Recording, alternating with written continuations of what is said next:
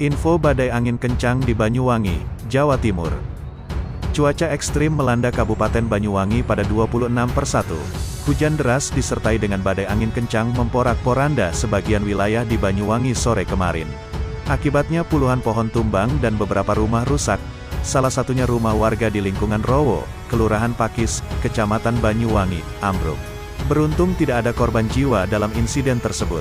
Hujan deras dengan angin kencang melanda beberapa wilayah di Banyuwangi sekira pukul 17 waktu Indonesia Barat, Rabu, tanggal 26 Januari tahun 2022. Yang terparah adalah rumah milik Sri Rahayu, 47, warga di lingkungan Rowo, Kelurahan Pakis, Kecamatan Banyuwangi, yang ambruk.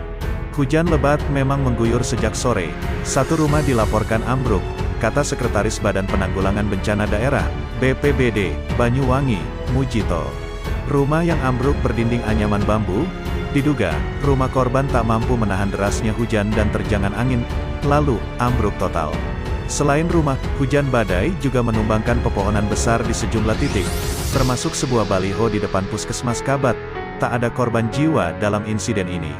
Kabid Kedaruratan dan Logistik BPBD Banyuwangi Rahmat Ari Pranata mengatakan, pohon tumbang terjadi di Jalan Letjen Sutoyo, Kecamatan Banyuwangi dan wilayah Kedayunan, Kecamatan Kabat.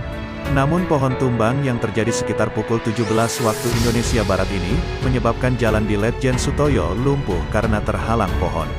Pasca angin petugas BPBD masih di lapangan, untuk total data dampak dari hujan angin masih terus disusun, tegas Mujito.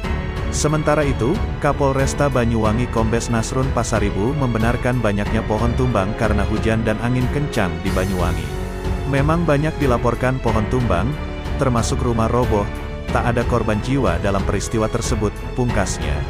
Demikian info badai angin kencang di Banyuwangi, Jawa Timur.